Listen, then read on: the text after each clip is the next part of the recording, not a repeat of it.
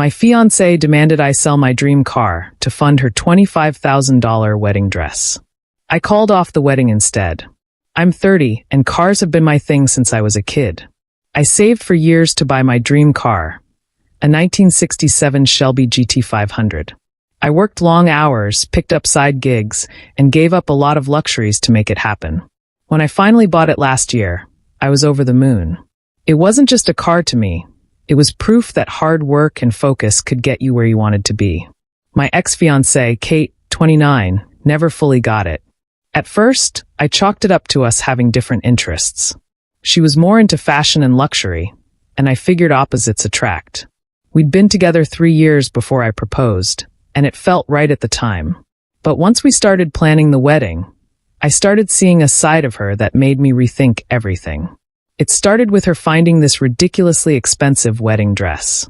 She showed me a picture one evening saying, "This is it. This is the dress." I asked how much it cost, and she casually dropped $25,000. I thought she was kidding. 25 grand? For a dress you're going to wear once. She gave me this look like I'd just insulted her entire existence. It's a designer dress. It's my one wedding day. I deserve to feel special. I tried to be reasonable. Can't we find something similar for less? I mean, $25,000 is a lot of money. Her tone changed immediately. You can't put a price on memories. Besides, you could sell your car to help cover it. I just stared at her. You're serious? She crossed her arms. You don't need that car. You can get another one later. I couldn't believe what I was hearing. Kate, that car is my dream. I worked my ass off for years to get it. I'm not selling it for a dress. She acted like I was the unreasonable one. If you really loved me, you'd be willing to make sacrifices. It's not just about the dress. It's about showing me that you're committed to our future. I told her I wasn't selling my car, and we dropped the conversation, but it didn't feel resolved. Every few days, she'd bring it up again, twisting the argument to make me feel like I was selfish for holding on to something I loved.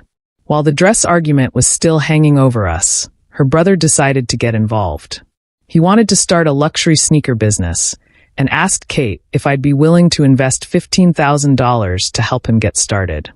When she brought it up, she acted like it was a done deal. He just needs a little help to get off the ground. Once the business takes off, it'll be good for all of us. I didn't even know what to say at first. Kate, your brother's never run a business in his life. This sounds risky. She shrugged. Every business is risky. But he's family, so we should support him. I'm not giving him $15,000, I said firmly. If he wants to start a business, he can take out a loan or find investors. I'm not his ATM. She got defensive. You're so stingy. Families help each other out. When I still said no, her brother started making snide comments about me at family gatherings.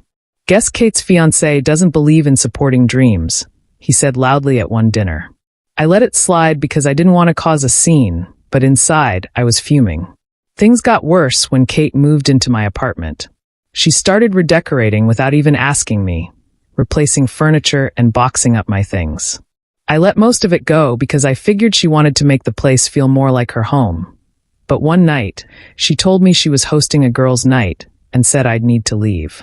This is my apartment too, I said. Why should I have to leave? She waved me off. It's just for one night. Don't make it a big deal. It is a big deal, I told her. You don't get to kick me out of my own home because you want to have friends over. She rolled her eyes and called me territorial. It wasn't the first time she acted like my feelings didn't matter.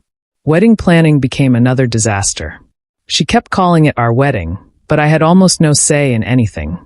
She picked the venue, the caterer, the colors, everything without asking me.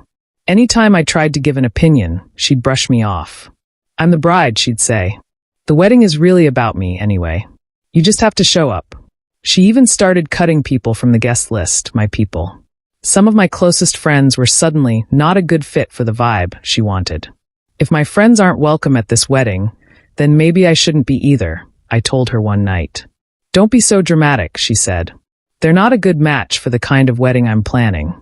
It's nothing personal. It sure felt personal to me. Her attitude toward my family wasn't any better.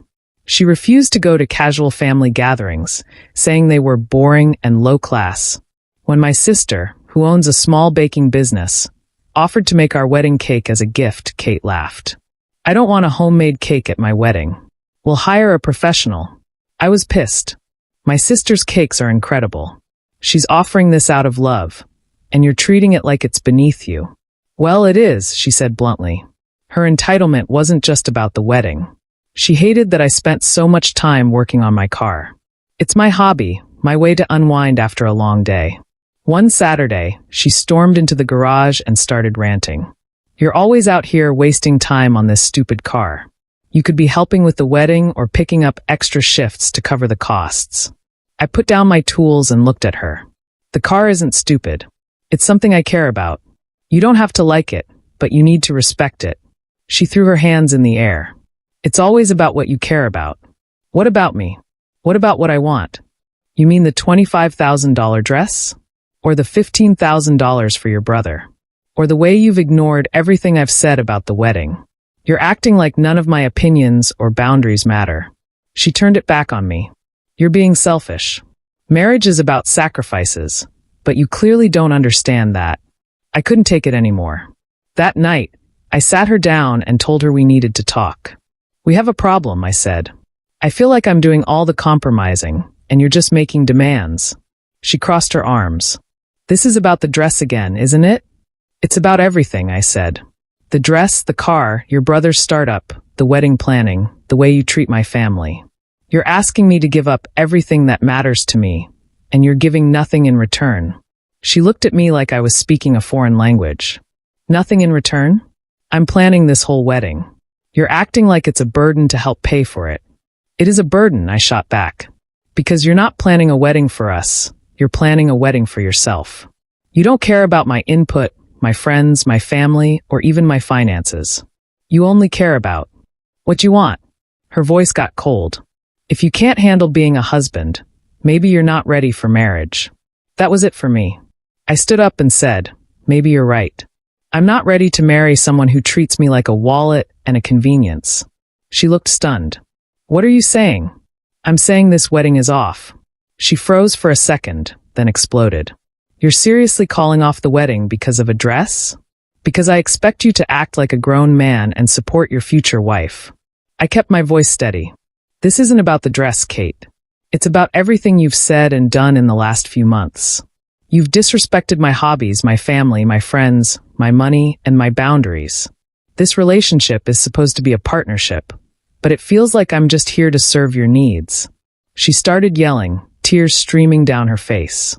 You're selfish, ungrateful, and childish. You'll never find anyone who loves you as much as I do. I stayed calm. If this is what your version of love looks like, then I don't want it. She stormed out, slamming the door behind her. Over the next few days, the fallout hit hard. She told her parents, who wasted no time calling me. Her mom started off sweet, but quickly turned manipulative.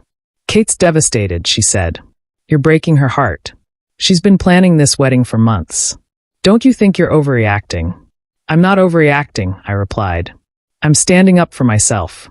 I can't marry someone who doesn't respect me. Her dad was less subtle. He called me a failure. You're supposed to provide for your wife, not make excuses. If you can't handle being a husband, you're not man enough to be with Kate. I didn't engage. Thanks for your input, I said, then hung up. Kate's brother took his shot too. He texted me a long message about how I'd let down the family, calling me cheap and unambitious. He said I wasn't supportive of Kate's dreams or his, as if I owed either of them anything. I didn't bother responding. Kate showed up at my place a week later to talk things out, but it quickly turned into her blaming me again. She said I was ruining her life, embarrassing her in front of her friends and family, and being petty over a few small things. I shut her down. Kate, this isn't fixable. You've shown me who you really are, and I don't want to be with someone like that. I deserve a partner who respects me, not someone who treats me like an accessory to their lifestyle. She called me a monster and left for good. In the weeks that followed, I packed up her stuff and dropped it off at her parents' house. I unfollowed her on social media and asked our mutual friends not to get involved. Most of them supported me, but a few sided with her, calling me heartless for canceling the wedding. I didn't care. For the first time in months, I felt like I could breathe. The car, the one she wanted me to sell, is still in my garage. I've spent the last few weekends working on it, and it feels like I've got a piece of myself back. My family and friends are still in my corner, and they've been a huge support system. Looking back, I'm grateful I saw the red flags before it was too late. If I'd gone through with the wedding, I'd have been miserable, constantly bending to someone else's demands. Walking away was the hardest decision I've ever made, but it was also the best one. Now, every time I get behind the wheel of my dream car, I'm reminded that I made the right choice. No dress, no wedding, no relationship is worth sacrificing your self-respect and happiness.